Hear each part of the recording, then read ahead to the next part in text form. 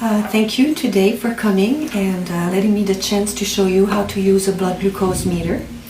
At this point, you have to make sure you have all your equipment, which is really basic. You have your glucometer, you have your strips in the right range of date, you need your microlet to prick your finger, and you need some lancets as well. So the first step would be to load your microlet to make sure it's ready to be able to draw the drop of blood. And it is a capillary drop that we will get, and this should be very similar to the blood test that you get at the lab. At this point, we will load the machine with the strip. The strip needs to match the glucometer machine. And at home, in the comfort of your home, I really recommend that you wash your hands under lukewarm water with soap, dry well, and then you're ready to do your test. Here, in this setting, we'll use an alcohol swab.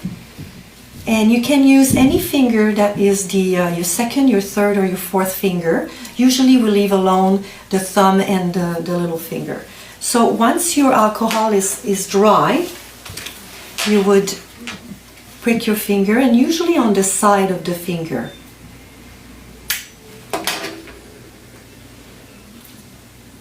And at this point, we need a bigger drop. So we will just make sure